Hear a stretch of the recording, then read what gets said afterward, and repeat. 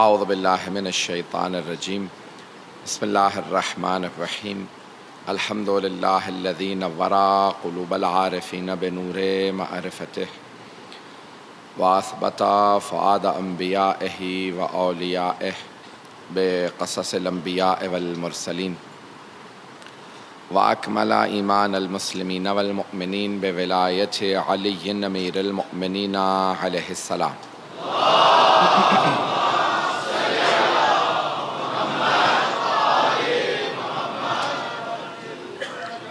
والصلاة والسلام والتحیۃ والاکرام علی افضل الموجودات العبد المؤید والرسول المسدد المصطفى الامجد المحمود الاحمد اعنی ابا القاسم محمد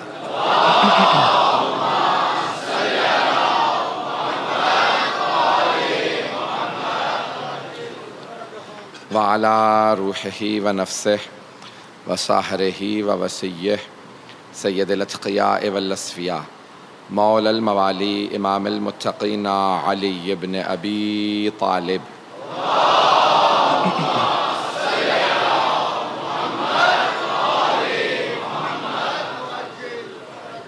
وعلى اوصیائه لا سیما بقیت اللہ فی الارضین روحی وارواح العالمین لتراب مقدمہ الفدا واللعنة الدائمة على أعدائهم أجمعين من الآن إلى قيام يوم الدين أما بعد فقد قال الله الحكيم في كتابه الكريم بسم الله الرحمن الرحيم فأقم وجهك للدين حنيفا فطرة الله التي فطر الناس عليها لا تبديل لخلق الله ذلك الدين القيم ولكن أكثر الناس لا يعلمون صدق الله العلي العظيم صلوات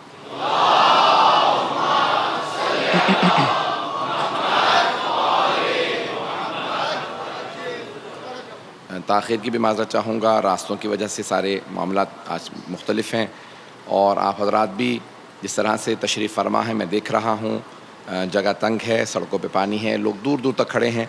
مطالعے پیش کروں گا اپنے اشرے کے عنوان سے۔ جتنی بھی زحمت ہوگی، زحمت زیادہ ہونے سے ثواب زیادہ ہوتا ہے، اور اللہ نے اپنے راستوں کو سخت بنایا ہے تاکہ ہر کوئی نہ آ سکے۔ اہل بیت کے راستے پہ چلنا آسان نہیں ہے، اس لیے صرف و صرف ایمان والے ہی اس راستے پہ چلتے ہیں، اور دین حنیف ہے۔ فاقم وجہک للدین حنیفہ، جیسے تنگ تنگ بیٹھے ہیں، میں بہت دیکھ رہا ہوں سب جیسے بیٹھے ہیں، سن لیجئے گا مطالب کو۔ فاقم وجہک للدین حنیفہ، دین حنیف کی طرف، صحیح راستے کی طرف قیام کیجئے، یعنی توجہ کیجئے۔ چہرے کی توجہ نہیں ہے، دل کی توجہ کا نام صحیح دین ہے۔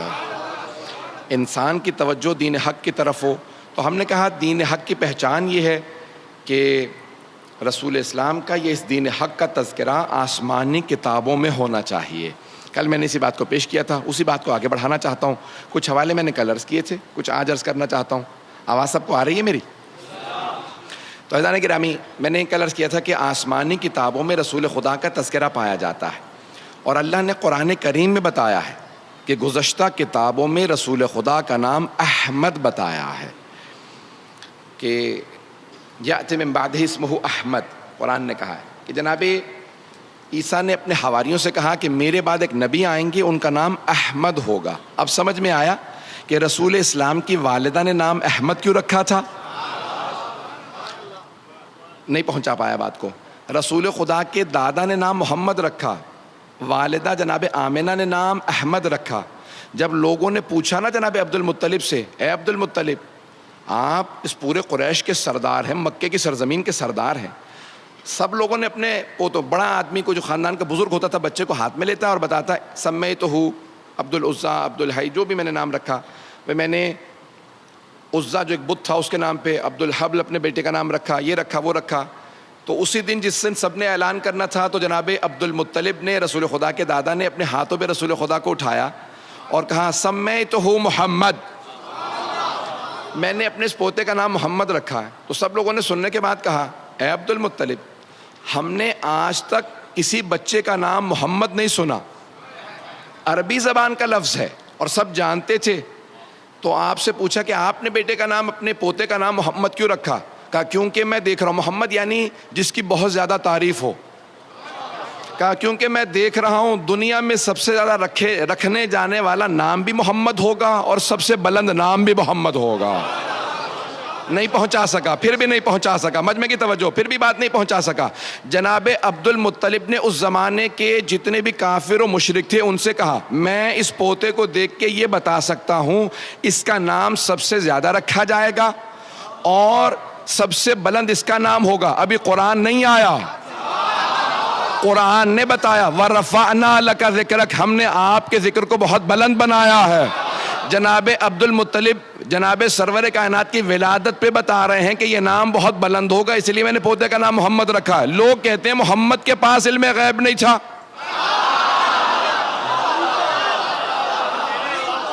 ان کے تو دادا دیکھ کے بتا رہے ہیں ان کا نام بہت بلند ہوگا. برطانیہ اور امریکہ کا ایک ادارہ ہے, وہ بتاتا ہے کہ سب سے زیادہ چیز کون سی کامن ہے, عام چیز کیا ہے.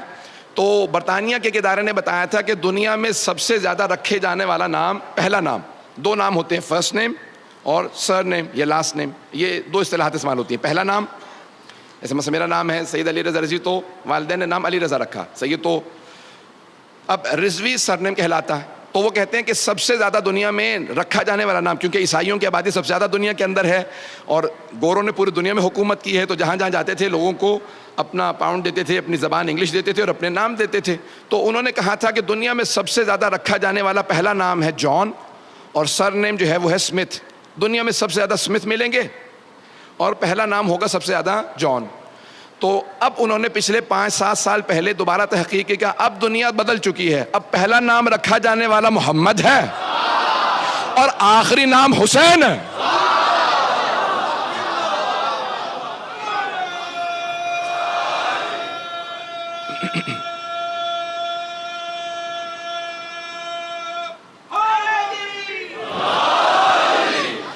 تو عزیزان گرامی, دنیا, اللہم صلی علی محمد,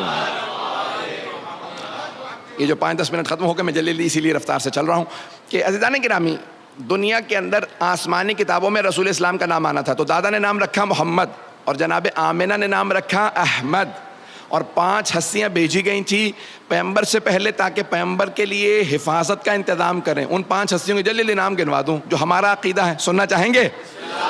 تو اللہ نے 5 ہستیوں کو پیغمبر سے پہلے بھیجا تاکہ حفاظت کا انتظام کریں. پہلے آپ کے دادا جناب عبد المطلب, دوسرے آپ کے چچا ابو طالب, تیسرے آپ کے چچا حمزہ, چوتھے آپ کی والدہ جناب آمنہ اور 5ویں آپ کی چچی جناب فاطمہ بنت اسد. نہیں پہنچا سکا. ان 5 ہستیوں کو اللہ نے پہلے بھیجا تاکہ حفاظت کا انتظام کریں, اور یہ سب حفاظت کرتے تھے جب تک کہ اللہ نے سلطان النصیرہ کو نہیں بھیجا. وہ سلطان النصیرہ علی ابن ابی طالب ہے. وقت نہیں, میں بہت تیزی سے گزر رہا ہوں. تو عزیزان گرامی اللہ نے 5 ہستیوں کو پہلے بھیجا. تو اب جناب عبد المطلب نے نام رکھا محمد, جناب آمنہ نے نام رکھا احمد. تو اب یہ اللہ قرآن میں فرما رہا ہے کہ جناب عیسیٰ نے اپنے حواریوں سے کہا کہ میرے بعد یأتی من بعد اسمہ, کہ بتا دیجئے سب کو. اللہ نے کہا اپنے حواریوں کو, اپنے ماننے والوں کو بتا دیں عیسیٰ کہ آپ کے بعد ایک نبی آنے والا, نام ہوگا احمد. اب جناب عبد المطلب نے نام رکھا محمد. تو اب جناب آمنہ نے احمد رکھ کے بتایا کہ وہ جو عیسیٰ نے بشارتیں دی تھی نا وہ ہمیں بھی پتا ہے. پتہ نہیں لوگ ہیں یا نہیں. جناب آمنہ نے کہا ہمیں بھی معلوم ہے, اس لیے ہم نے نام احمد رکھا. اب احمد بہت زیادہ تعریف کرنے والا, اللہ کی حمد کرنے والا, اور جس کی سب سے زیادہ تعریف ہو اسے بھی احمد کہا جاتا ہے. محمد سب سے زیادہ تعریف ہونے والا. عزیزان گرامی نام احمد رکھا. تو اب جو پرانی انجیل ہے اس کے اندر جو الفاظ لکھے ہیں انجیل کے اندر, وہ لاطینی زبان میں, لیٹن کے اندر جو الفاظ رسول اسلام کے لیے استعمال ہوئے, جو ہمارے علماء نے تحقیق کر کے نکالا اور پھر میں نے خود حوالہ جات کو دیکھا, تو وہ لاطینی زبان میں لفظ ہے پیراکلیٹی. پیراکلیٹی لفظ ہے یہ لاطینی زبان میں, اور عام طور سے عربی میں جب ترجمہ کرتے ہیں تو کیونکہ عربی میں پے نہیں ہے تو لکھتے ہیں فار قلیتا. جب اس لفظ فار قلیتا کو عربی میں دوبارہ منتقل کیا جائے تو بنتا ہے احمد.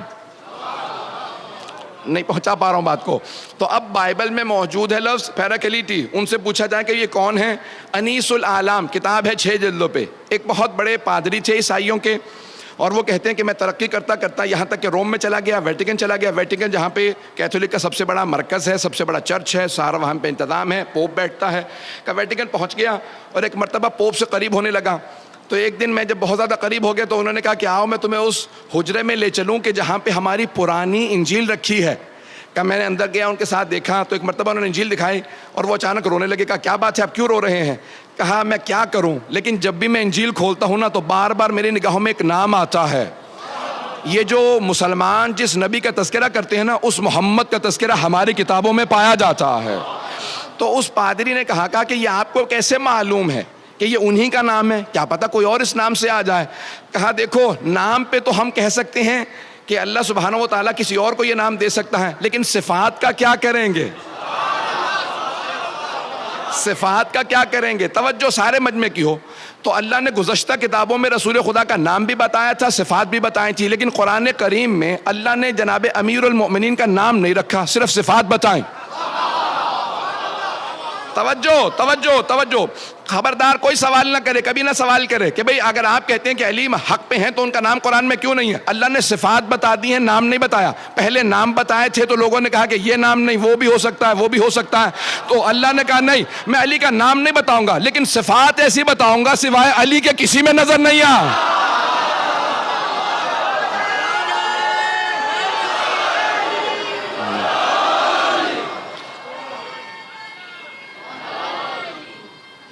جلدی سے محمد آل محمد بلندر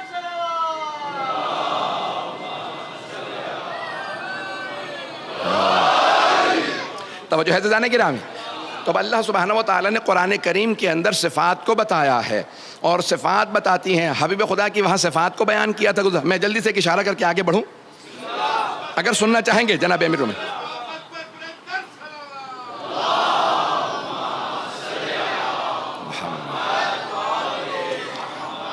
جہاں دوسری مجلس تھی وہاں باہر ممبر تھا، اور میں نے کیونکہ سب لوگ بارش میں بیٹھے تھے، میں بھی بارش میں بیٹھا رہا، تو پورا نچڑ چکا ہوں اس وقت. تو جس حالت میں پڑھ رہا ہوں، آپ اگر جہاد کر رہے ہیں تو میں بھی جہاد کرنے کی کوشش کر رہا ہوں.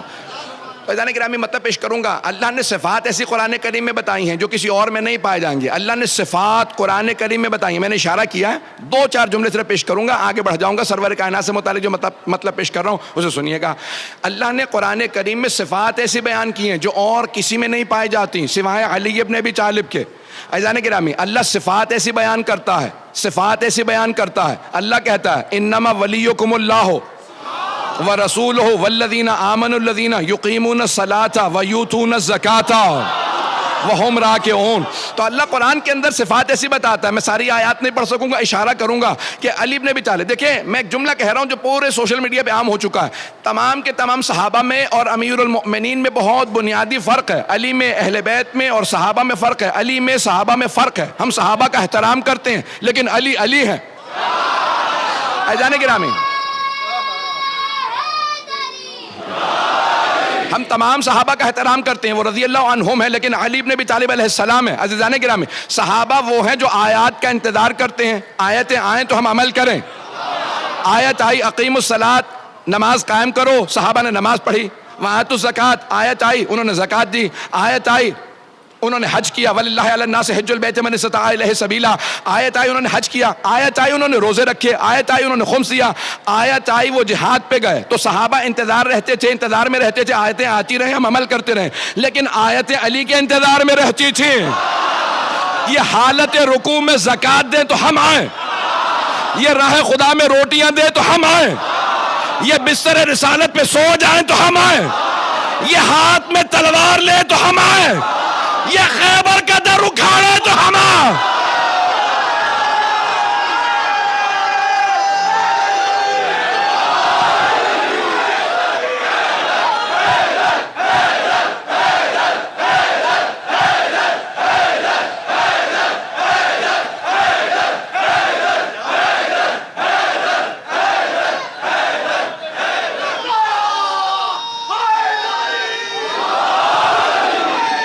توجہ فرمائے جانے کے رامی. آل محمد علیہ السلام کچھ اور ہیں. تو ایزان گرامی، جناب امیر المؤمنین سے متعلق پیغمبر نے کہا ہے، جناب خود ابو ذر سے جناب جابر سے کہ اگر میرے سارے صحابہ ایک وادی میں جا رہے ہوں اور علی اکیلے دوسری وادی میں جا رہے ہوں تو اے ابو ذر اے جابر سارے صحابہ کو چھوڑ کے علی کے پیچھے چلے جانا. توجہ توجہ توجہ, سارے مجمع کی توجہ. کہا سارے صحابہ کو چھوڑ کے علی کے پیچھے چلے جانا. کہا یا رسول اللہ آپ نے کہہ دیا ہم نے مان لیا, لیکن دلیل کیا ہے, وجہ کیا ہے؟ سب کو اتنے صحابہ کو چھوڑ کے علی کے پیچھے چلے جائیں. کہا کیونکہ علی مع الحق والحق مع علی, علی حق کے ساتھ ہے, حق علی کے ساتھ ہے. لیکن یہاں پہ حدیث تمام نہیں ہوتی, یہاں پہ ایک روک کا جملہ کہہ رہا ہوں, میں پڑھنا کچھ اور جاتا تھا لیکن آپ حضرات نے مزاج بنا دیا. تو یہاں سرور کائنات نے کہا, ہاتھوں کو بلند کر کہا علی مع الحق, علی حق کے ساتھ ہے. پھر کہا نہیں, والحق مع علی, حق علی کے ساتھ ہے. پھر ہاتھوں کو اٹھا کے کہا اللہم ادر الحق کما دارا علی, پروردگارا حق کو ادھر موڑ دے جہاں علی جا.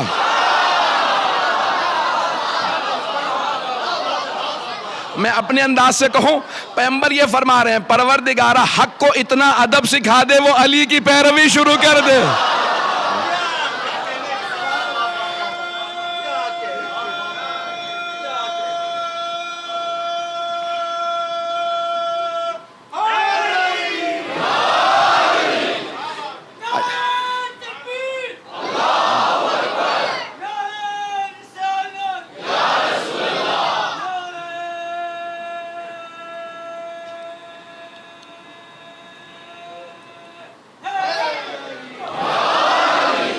توجہ ہے سارے مجمع کی میرے ساتھ؟ تو تمام آسمانی کتابیں بتائیں گی کہ حق کس کے ساتھ ہے. عزیزان گرامی, کہ جب پیغمبر اسلام خود شام تشریف لے جا رہے تھے جناب ابو طالب کے ساتھ, تو ساری کی ساری ہماری دینیات کی کتابوں میں موجود ہے کہ سارے کے سارے وہاں جو پادری دیکھ رہے تھے, عیسائی تھے, وہ ایک مرتبہ جناب ابو طالب کے ساتھ سرور کائنات کو جب پہاڑوں سے اتر کے دمشق میں جا رہے تھے تو جیسے شام میں پہنچے تو انہوں نے فوراً جناب ابو طالب کو روکا. کہا ابو طالب یہ جو آپ کے ساتھ 18 برس کا جوان ہے یہ کون ہے؟ تو ان سب نے کہا یہ میرا بھتیجا. جناب ابو طالب نے ان سب سے کہا یہ میرا بھتیجا محمد مصطفیٰ ہے. تو کہا کہ ہم نے ان میں وہ صفات دیکھی ہیں جو ہماری انجیل میں پائی جاتی ہیں. تو جناب ابو طالب نے کہا تم بتاؤ تمہارے پاس کیا لکھا؟ کہا بھی ہم نے دیکھا جب یہ اتر رہے تھے نا تو درخت ان کے سامنے جھک رہے تھے. توجہ توجہ توجہ, درخت ان کے سامنے جھک رہے تھے. محسوس یہ ہوتا تھا یہ سارے کے سارے پہاڑ ریزہ ریزہ ہو جائیں گے. سب چیزیں ان کے قدموں کے بوسے لے رہی تھی اور یہ ساری کی ساری کائنات سے تسبیح کی آوازیں آ رہی تھی. لگتا ہے یہ وہ جو آخری نبی ہیں وہ یہی ہیں. عیسائی پادری دیکھے پہچان لے, اور جو آغوش میں پال رہے ہیں وہ نہیں پہچان رہے ہیں. عزیزان گرامی, وہ صفات تھی جناب سرور کائنات میں, یہاں تک کہ جب جناب فاطمہ بنت اسد مادر امیر المؤمنین مدینے آئیں تو صحابیات نے سوال کیا, جو بیویاں پیغمبر پہ ایمان لے کے آئی تھی, کہا ہے فاطمہ بنت اسد آپ نے سرور کائنات کو پالا ہے, کچھ بچپنے سے متعلق بتائیں گی؟ تو انہوں نے اتنے معجزات سنائے, میں صرف ایک معجزے کی طرف اشارہ کروں گا اگر سننا چاہیں گے سب حضرات, کہ دین حق کا جو پیشوا ہوگا اس میں صفات کیا ہونے چاہیے. تو کہا کہ رسول خدا کو بچپنے سے خرمے بہت پسند تھے, تو میں بہترین جو خرمے ہوتے تھے نا چن کے ان کے لیے رکھ دیتی تھی کہ جب گھر آئیں گے تو خرمے کھا لیں گے, کھجور کھا لیں گے. کہ ایک دن میری آنکھ لگ گئی, دوپہر کی گرمی تھی کیونکہ پیغمبر کو آنے میں دیر ہو گئی, تو جیسے ہی پیغمبر گھر آئے تو اچانک کچھ دیر بعد میری آنکھ کھلی. کہا رسول خدا کے آنے کا وقت ہو گیا, تو آپ نام لیتی تھی, کہا کہ بھی محمد کے آنے کا وقت ہو گیا. کہا میں اٹھی فوراً صحن میں گئی کہ میں خرمے جو پک جاتے تھے وہ گر جاتے تھے وہ جمع کر لوں اور دھو کے رکھ دوں. کہا جیسے میں اٹھی صحن میں گئی تو دیکھا کہ رسول خدا درخت کو اشارہ کر رہے ہیں کہ جھک جا. جیسے ہی وہ درخت جھکا تو آپ نے خرمے اتارے اور پھر کہا واپس چلا جا. توجہ توجہ. تو جناب فاطمہ بنت اسد نے کہا رسول خدا نے درخت کو اشارہ کیا, وہ جھک گیا. کہا پھر واپس چلا جا, واپس چلا گیا. جب 10 برس 9 برس کے سن میں پیغمبر کو پتا ہے کہ میرے اشارے پہ درخت جھک جائے گا, تو جب 40 برس کے ہوں گے تو پتہ نہیں ہوگا میں اللہ کے رسول ہوں. پتہ نہیں بات پہنچ رہی ہے نہیں پہنچ رہی. عزیزان گرامی, جب سب جانتے ہیں یہ عام ہستی نہیں ہے, بڑی بڑی ہستیاں گواہی دے رہی ہیں, تو نشانیاں ساری کتابوں میں آتی رہیں گی اور وہ نشانیاں بتائیں گی کہ یہ رسول خدا اللہ کے رسول ہیں. نشانیاں بہت سی ہیں, میں بہت جلدی شاید میں نے کبھی پیش کیے ہوں, پڑھ چکا ہوں. اس وقت میں اتنی مجالس پڑھ رہا ہوں کہ مجھے یہ یاد نہیں رہتا کہ کون سی چیز کہاں پڑھی ہے, اس کے لیے معذرت. اگر کبھی آپ نے سنا ہو کہ اب نشانیاں علامہ محمد باقر مجلسی نے حق الیقین میں, بحار الانوار میں, اور سید نعمت اللہ جزائری نے انوار النعمانیہ میں, اور بزرگوں نے مختلف کتابوں میں ان معجزات کو درج کیا ہے. میں پیش کرنا چاہ رہا ہوں بہت جلدی کہ سرور کائنات کے جسد مطہر کے اندر معجزات کو لکھا گیا ہے کہ وہ آخری نبی آئیں گے، ان میں کچھ صفات ہوں گی، ایسی صفات ہوں گی جو کسی اور میں نہیں تھی. جتنے معجزات اللہ نے سارے انبیاء کو دیے ہیں اس سے زیادہ معجزات سرور کائنات کو عطا کیے ہیں، اور ان معجزات سے پتہ چلے گا کہ یہ اللہ کے بھیجے ہوئے رسول ہیں. وہ معجزات بتائیں گے. تو اب 24 معجزات جسد مطہر میں ہیں، رسول اسلام کے جسم مبارک میں ہیں، جسد مطہر میں ہیں. رسول اسلام کے جسد مطہر کے اندر 24 معجزات علماء نے درج کیے ہیں. سننا چاہیں گے تو میں پڑھوں گا. آپ کی توجہات عقیدتوں محبتوں کی نظر کر رہا ہوں، زیادہ وقت نہیں لوں گا، آدھے گھنٹے کے اندر بات مکمل ہو جائے گی، میرا آپ سے وعدہ ہے. تو عزیزان گرامی 24 معجزات میں سارے نہیں پڑھوں گا، جتنے پڑھ سکوں گا جہاں تک وقت رہا اور جتنے آپ میں طاقت ہوئی سننے کی میں پیش کروں گا. جسم مبارک میں علماء نے لکھا رسول اسلام کے 24 معجزات کا.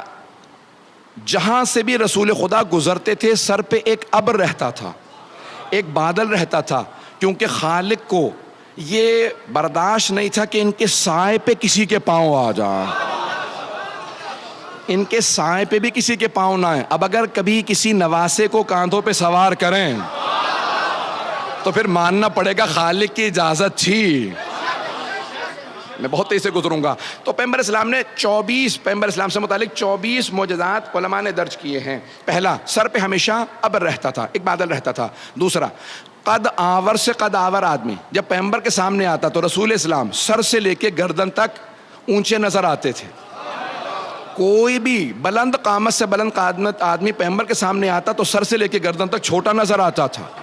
پیغمبر بہت زیادہ لمبے نہیں تھے لیکن وہ آدمی پھر بھی چھوٹا نظر آتا تھا. صحابہ کہتے تھے یا رسول اللہ یہ کیا ماجرا ہے؟ کہا میرے خالق کو منظور نہیں کوئی مجھ سے اونچا نظر آئے. نہیں لوگ ہیں یا نہیں؟ یہ دوسرا معجزہ بھی میں نے صرف پیش کیا ہے. تیسرا معجزہ علماء نے لکھا ہے، کہا کہ آپ کا جو پسینہ تھا اس سے خاص خوشبو آتی تھی جو نہ کسی گلاب میں تھی، نہ کسی پھول میں تھی، نہ کسی عطر میں تھی.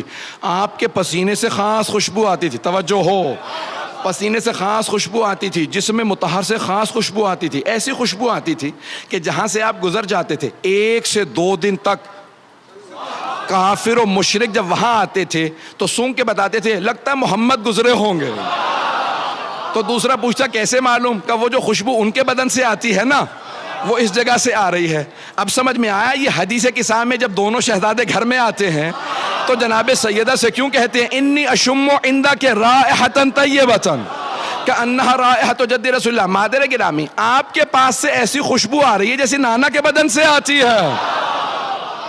تو جسد مطہر سے ایسی خاص خوشبو آتی تھی جہاں سے گزرتے لوگ بتاتے کسی بغیر خوشبو کے ایسی خوشبو آتی تھی. سنیں گے نا معجزہ کہ جسد مطہر سے خوشبو آتی تھی. ایک اور کہ جب راستے پہ چلتے تھے تو بعض اوقات کچے پہ چلتے تھے، گارے پہ، ریت پہ، مٹی پہ چلتے تھے، قدموں کے نشان نہیں بنتے تھے. اور بعض اوقات چٹانوں پہ پاؤں رکھتے جاتے تھے، نشان بنتے جاتے تھے. اب سمجھ میں آیا یہ قدم گاہ کے نشان کیوں ہیں. بعض اوقات پاؤں چٹانوں پہ رکھتے تو نشان بنتے چلے جاتے. تو بعض علماء نے لکھا کہ اگر بعض صحابہ نے سوال کیا یا رسول اللہ بعض اوقات ہمیں لگتا ہے کہ آپ مٹی پہ نہیں چل رہے ہیں، اس سے اوپر چل رہے ہیں، آپ کے نشان نہیں بنتے اور چٹانوں پہ نشان بنتے چلے جاتے ہیں بعض اوقات، یہ کیا وجہ ہے؟ کہا میں اختیار رکھتا ہوں جہاں چاہوں میرے قدموں کے آثار باقی رہیں. ارے جسے قدموں کے آثار پہ اختیار ہو کیا دلوں پہ اختیار نہیں ہوگا؟ تو کہا کہ اور کیا معجزات ہیں؟ کہ جناب سرور کائنات کی پیشانی سے خاص نور نکلتا رہتا تھا، خاص نور نکلتا تھا پیشانی سے، کہ یہاں تک کہ امہات المؤمنین کہتی ہیں دن میں اگر سوئی کھو جاتی تھی تو ہم رات کا انتظار کرتے تھے. تو صحابہ نے کہا کہ مادر گرامی اب رات کا انتظار کیوں کرتی تھی؟ رات میں تو اور زیادہ تاریکی ہو جاتی ہے. کہ نہیں، رات میں پیغمبر گھر تشریف لاتے تھے اور ان کی پیشانی کا نور اتنا زیادہ ہوتا تھا کہ دن کے چراغ میں جو سوئی نہیں ملتی تھی پیغمبر کی پیشانی کے نور میں رات میں مل جاتی تھی. میں امت کے سارے بیٹوں سے کہوں گا ملاؤں کی نہ ماننا، ماں کی بات مان لینا. امہات المومنین نے کہا محمد ہم جیسے نہیں ہیں. ان کی پیشانی سے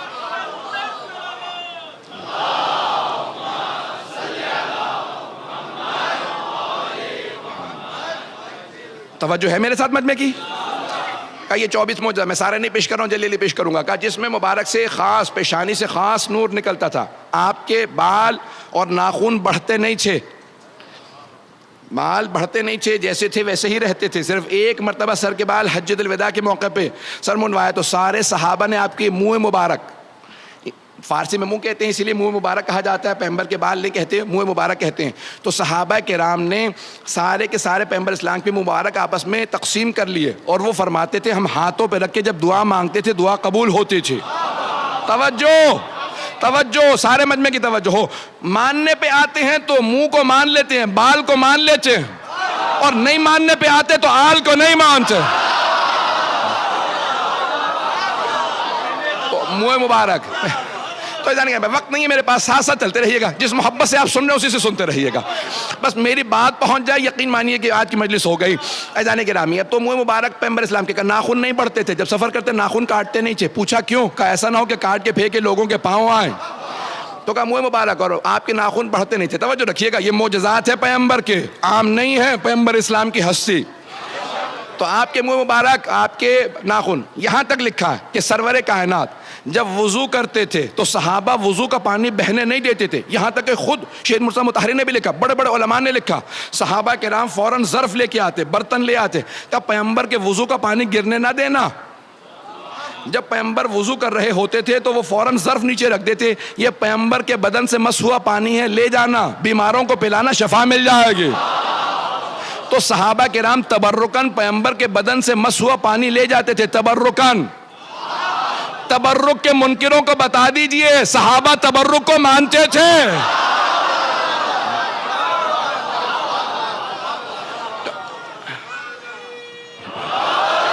ایزان گرامی، اب یہ سارے معجزات جسد مطہر سے متعلق ہیں، سرور کائنات کے، کہ جسم مبارک کے اندر ایسے ایسے معجزات ہیں سرور کائنات کے. میں پیش کر رہا ہوں آپ کو، اگر سننا چاہیں گے حضرات آگے بڑھوں گا. یہاں تک کہ جناب خدیجۃ الکبریٰ نے میسرہ اپنے خادم سے پوچھا تھا جو ان کا منشی تھا کہ جب تم سفر میں ساتھ تھے تو تم نے کیا غور کیا؟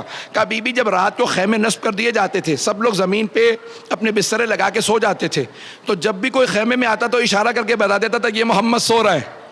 تو کہا میسرہ پتہ کیسے چلتا تھا؟ کہا بی بی سارے کے سارے افراد جب سو جاتے تھے تو رات کی تاریکی تھی تو پتہ نہیں چلتا تھا کون کون ہے، لیکن جب محمد مصطفیٰ سوتے تھے نا تو پورے بدن کو ڈھانپ لیتے تھے کالی چادر سے. اور سارے ہمارے بھائی بھی آج تک نعتیں پڑھتے ہیں، اے کالی کملی والے تجھ پہ لاکھوں سلام. پیغمبر کالی کملی پہلے تو سنت ہے، ہم شیعہ کالے کپڑے پہنے تو بدعت ہے. توجہ توجہ توجہ، وقت نہیں ہے نعروں کا، میں بہت ہی سے چل رہا ہوں. تو اب یہاں پہ سارے کے سارے افراد بولیں گے، مجھے پورا یقین ہے، جملہ پیش کر رہا ہوں. کہ پورے بدن کو ڈھانپ کے کالے رنگ کی چادر اوڑھ کے پیغمبر سو جاتے تھے، پورا بدن ڈھانپ کے سوتے تھے، پورا بدن ڈھانپ کے سوتے تھے. پھر بھی ہم دیکھ کے بتاتے تھے یہ محمد سو رہے ہیں. بی بی نے کہا کیسے پتا چلتا تھا؟ میسرہ کیسے پتا چلتا تھا؟ کہ بی بی جب سارے سو رہے ہوتے تھے تو وہ سب کے سب تاریکی میں ہوتے تھے، لیکن جب محمد مصطفیٰ سوتے تھے تو ان کے بدن سے نور چھن چھن کے نکلتا تھا، کالی چادر سے بھی نور باہر آ رہا ہوتا تھا. ہم نور دیکھ کے بتا دیتے تھے یہ محمد سو رہے ہیں. تو اب مجھے کہہ لینے دیجئے، اگر پیغمبر کو شب ہجرت کسی کو اپنے بستر پہ سلانا ہو تو کسی ایسے کو سلائیں گے جس کے جسم سے ویسا ہی نور نکلتا ہو.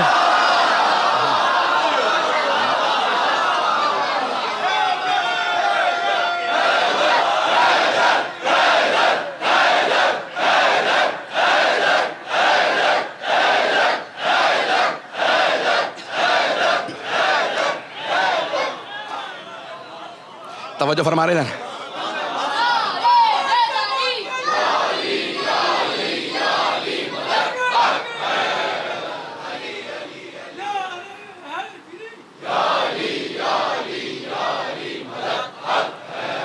توجہ فرما رہے جانے گرامی. تو اب جسد مطہر کے اندر سرور کائنات، کیسے جانے گرامی؟ سرور کائنات کوئی عام ہستی نہیں ہے، اس زمانے کے لوگ. پیغمبر فرماتے ہیں اس زمانے کے لوگ مجھے دیکھ رہے ہیں، اگر نہ مانے تو پھر ان کی کیا حیثیت ہے کہ دیکھ رہے ہیں پھر بھی نہیں مانتے. اور آپ نے سخت جملے استعمال کیے ہیں، لیکن ایک جملہ فرماتے ہیں، کہتے ہیں لیکن میرا سلام ہو میری آخری امت پہ جو بغیر دیکھے مجھ پہ ایمان لائے گی. پیغمبر نے سلام بھیجا اپنی آخری امت پہ، کہ بغیر دیکھے ایمان لے آئیں گے. تو جتنی کتابوں کے اندر رسول اسلام کے جسم سے متعلق، اور ایسے ایسے معجزات لکھے ہیں کہ خود چاند کے 2 ٹکڑے کرنا۔ عزیزان گرامی، ناسا جو امریکہ کا سب سے بڑا ادارہ مانا جاتا ہے خلا سے متعلق، اسپیس سے متعلق جو تحقیقات کی جاتی ہیں، اس کا نام ہے NASA، ناسا۔ تو انہوں نے باقاعدہ ابھی پچھلے دنوں ایک رپورٹ آؤٹ کی تھی، اور اس کے بعد پھر کسی مسلمان نے اس پہ آرٹیکل لکھا تھا، کہا جب چاند پہ گئے تو خود چاند کے اوپر ایک عجیب سی لکیر نظر آئی ہے، جیسے چاند کو کاٹ کے دوبارہ جوڑا گیا نہیں ہے حضرات۔ ون شقل قمر، سورہ قمر کے اندر ہے کہ چاند کو تم نے نہیں دیکھا کہ ہمارے حبیب نے چاند کے 2 ٹکڑے کیے، ایک ٹکڑے کو مشرق بھیجا، دوسرے کو مغرب۔ آج بھی جب سائنس کھل کے اعلان کرے گی تو ماننا پڑے گا محمد مصطفیٰ کے معجزات سب سے زیادہ ہیں۔ رسول اسلام نے معجزات، دین حق کی سب سے بڑی نشانی، حقانیت رسول خدا کی سب سے بڑی نشانی ان کے وہ تمام معجزات، ان کا تذکرہ جو ساری کتابوں میں پایا جاتا ہے۔ صرف ایک اور میں بات کہنا چاہوں گا، اگر اس کو بھی سب غور سے سن لیجئے گا۔ شاید آپ نے سنا ہو، میں نے چند برس پہلے خود کسی صاحب نے مجھے کلپ بھیجا تھا، مجھے تو ٹی وی دیکھنے کا موقع نہیں ملتا، تو بعض اوقات سوشل میڈیا سے ہی پتہ چل جاتی ہیں چیزیں، لوگ فارورڈ کر دیتے ہیں۔ اب تو الحمدللہ اس کو میں نے بہت کم کر دیا، اس میں بہت زیادہ وقت ضائع ہوتا تھا، ہر طرح کی چیزیں لوگ بھیجتے رہتے ہیں۔ تو اس کے اندر کسی صاحب نے کلپ بھیجا، ایک صاحب کا، آپ کے کوئی مولانا کے کسی مسلک سے بات کر رہے تھے ٹی وی پہ، کہنے لگے کہ رسول خدا نے جتنے معجزات سارے انبیاء کو دیے ہیں اس سے زیادہ معجزات رسول خدا کو دیے ہیں، لیکن ایک شے رسول خدا کو اللہ نے عطا نہیں کی، وہ ہے شہادت۔ اور پھر کہنے لگے کہ نہیں، لیکن شہادت کی 2 قسمیں ہیں، سری اور علنی۔ سری شہادت، چھپی ہوئی شہادت، علنی آشکار شہادت، کھلی ہوئی شہادت۔ چھپی ہوئی شہادت زہر سے ہوتی ہے، کھلی ہوئی شہادت تلوار سے۔ تو کہا لیکن اللہ نے رسول خدا کو 2 نواسے عطا کر دیے، ایک کو سری شہادت دی، دوسرے کو علنی شہادت دی۔ حسن مجتبیٰ کی شہادت زہر سے ہوئی، اور حسین ابن علی علیہ السلام دونوں کی ان کی شہادت ہوئی تلوار سے۔ تو اللہ نے رسول خدا کو 2 نواسے دے دیے، تو ان کو شہادت نہیں دی تھی، ان دونوں کو شہادت دے دی، تو ان دونوں کی شہادت ان کی شہادت نہیں ہے، رسول خدا کی شہادت ہے۔ البتہ ہمارا عقیدہ یہ ہے کہ خود رسول خدا کی بھی شہادت، ان کو زہر دیا گیا ہے، میں اس میں نہیں جا رہا، لیکن ایک جملہ یہاں پہ ضرور کہوں گا، بغیر مولانا کا نام یہاں پہ آپ کے سامنے ذکر کیے۔ وہ کہتے ہیں کہ ان 2 نواسوں کی شہادت ان کی شہادت نہیں ہے، ان دونوں کی شہادت رسول خدا کی شہادت ہے، کیونکہ یہ دونوں رسول خدا کے نمائندے تھے۔ تو چھپی ہوئی شہادت بھی رسول خدا کی شہادت، اور کھلی ہوئی شہادت بھی رسول خدا کی شہادت۔ حسن مجتبیٰ کی شہادت بھی رسول خدا کی شہادت ہے، اور حسین ابن علی کی شہادت بھی رسول خدا کی شہادت ہے۔ میں نے مان لیا مولانا صاحب، لیکن ایک جملہ میں بھی کہنا چاہوں گا، اگر ان دونوں کی شہادت ان کی شہادت نہیں، رسول خدا کی شہادت ہے، تو پھر یہ بھی مانیے ان دونوں کا قاتل ان کا قاتل نہیں، رسول خدا کا قاتل، اور رسول خدا کا قاتل ان دونوں کا قاتل ان کا قاتل نہیں، رسول خدا کا قاتل ہے۔ تو رسول خدا کا قاتل کبھی رضی اللہ عنہ نہیں ہو سکتا۔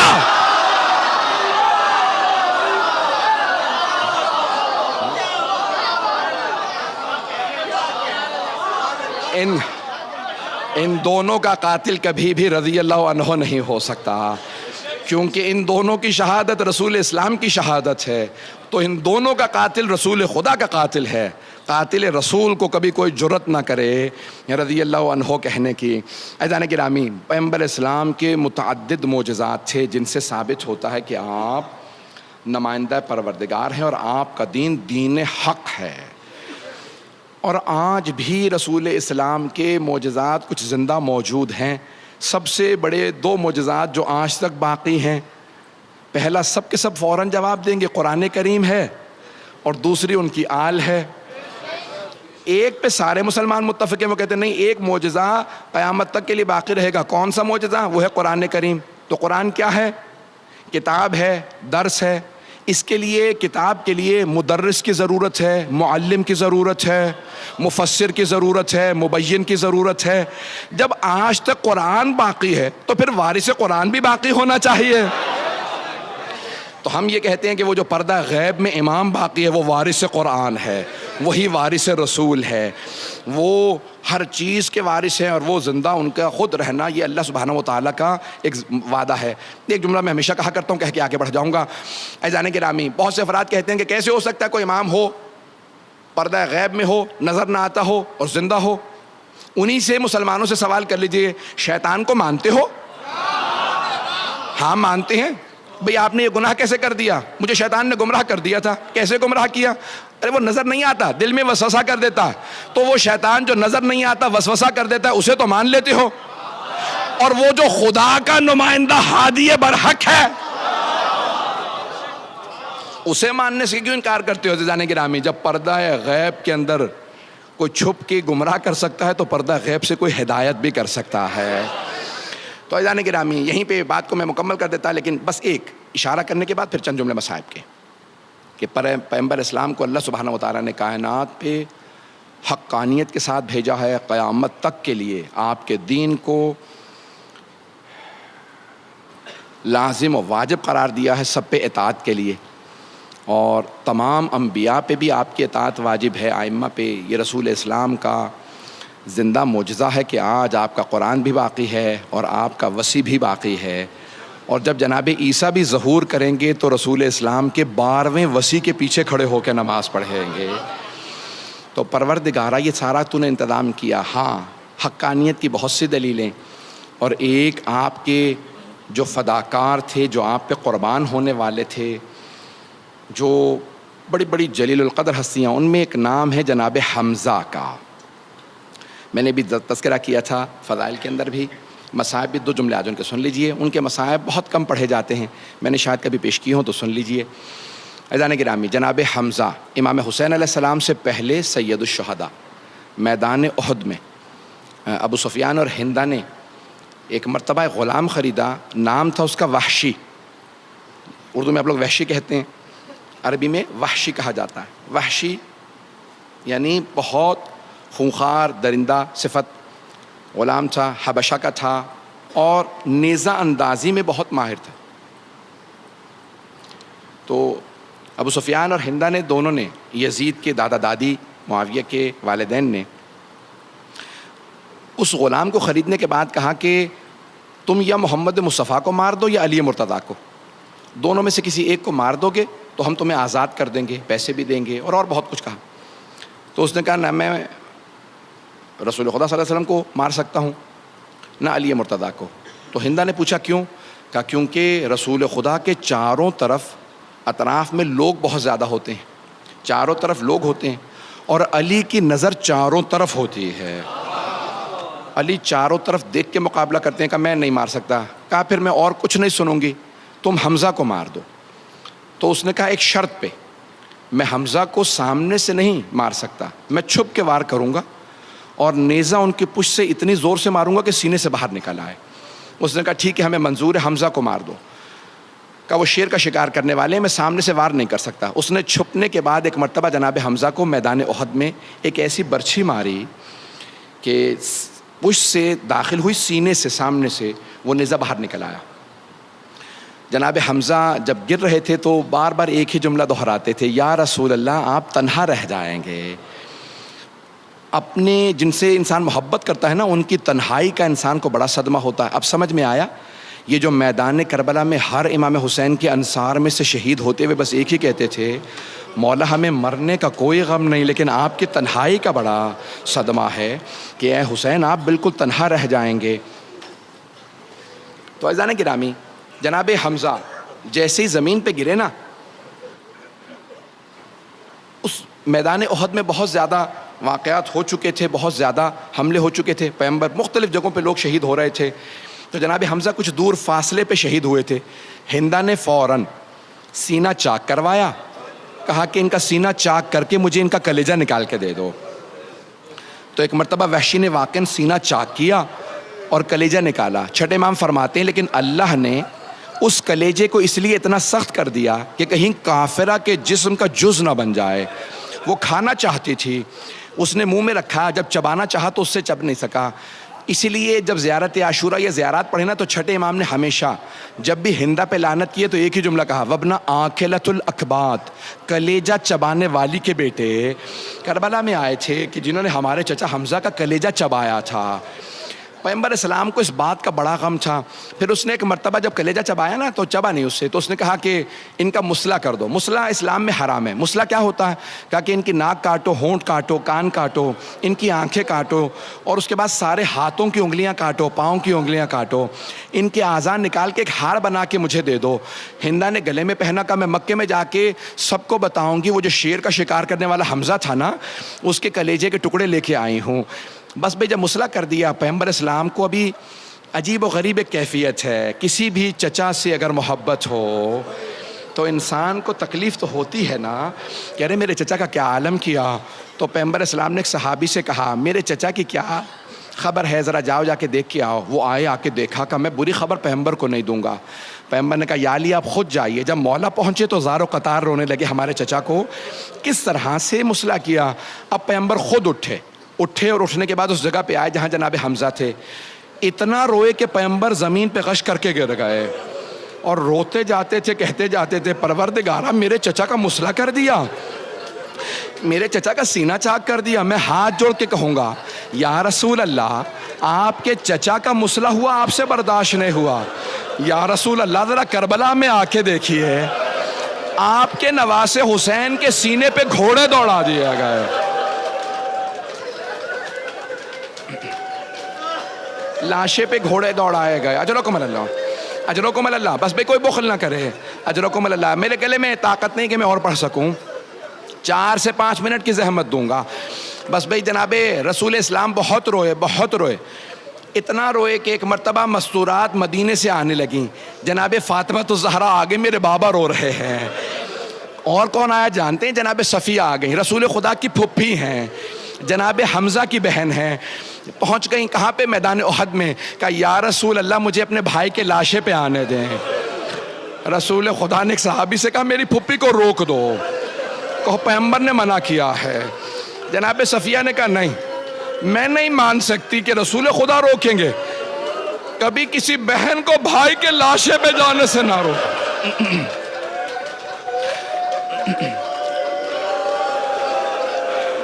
کہ میں نہیں مان سکتی کہ رسول خدا ایک بہن کو بھائی کے لاشے پہ آنے سے روک دیں.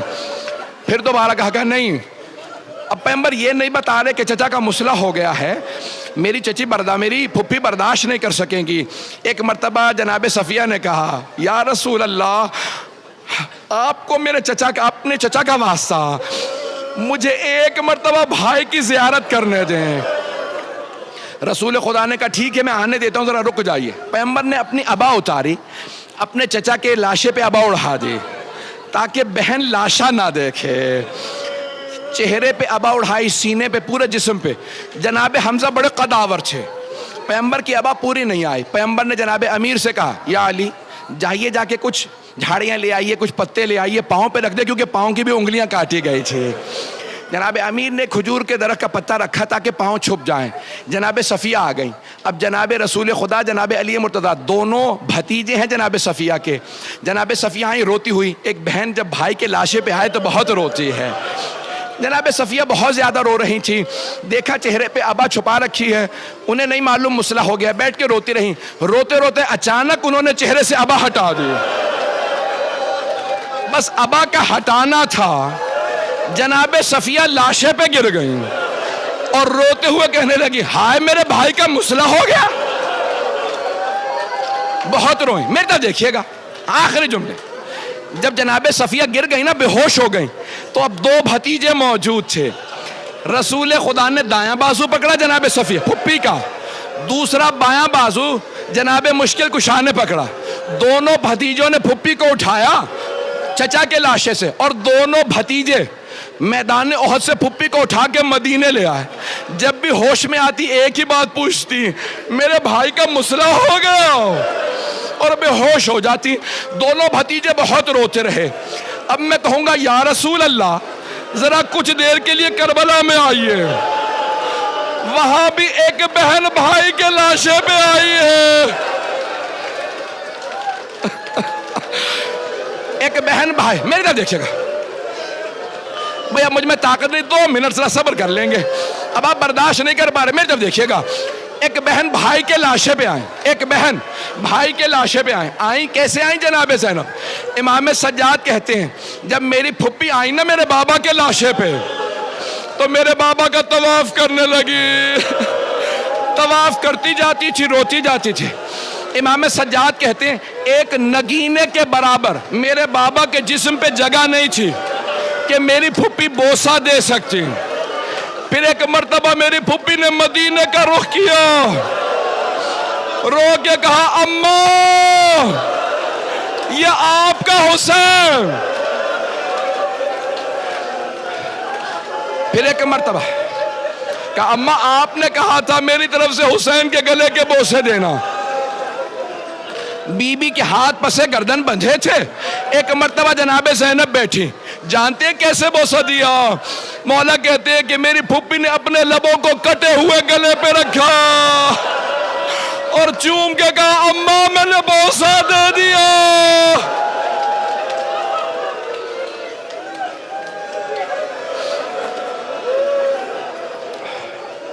الا لعنت اللہ علی القوم الظالمین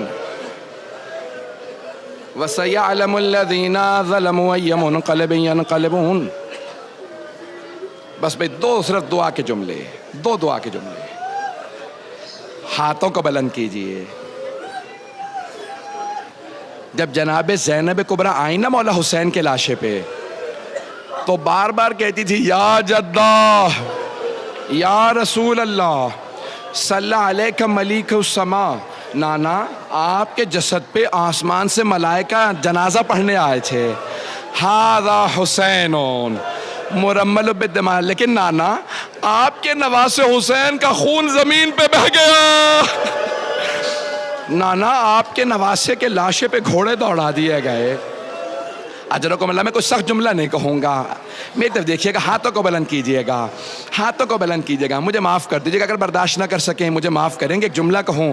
جب جناب سید الشہداء پشت ذوالجناح سے زمین پہ آ رہے تھے نا تو ایک بی بی برقعے کا دامن پھیلائے کھڑی تھی.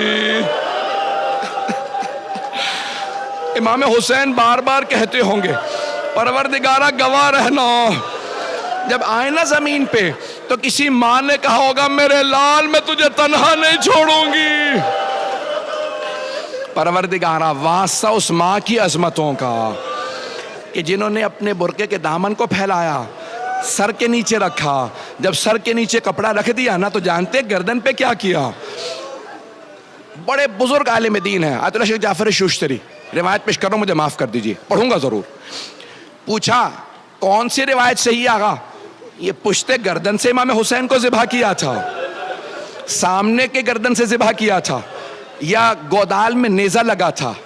کون سی روایت صحیح ہے؟ تو وہ رونے لگے. کہا تینوں روایات صحیح ہے. کہا ایک ملعون نے گودال میں نیزہ مارا تھا، دوسرے نے سر سے امامہ اتارا، پشت گردن پہ خنجر چلایا، پھر سیدھا کیا، داڑھی کو پکڑا.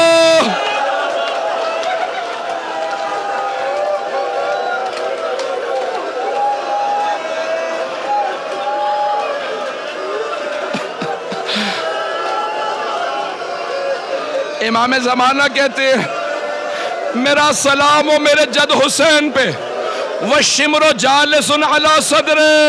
جب شمر سینے پہ سوار تھا، آخذٌ بِلِحْيَتِهِ، داڑھی کو پکڑ رکھا تھا. 70 قدم کے فاصلے پہ ایک بہن کھڑی رو رہی تھی.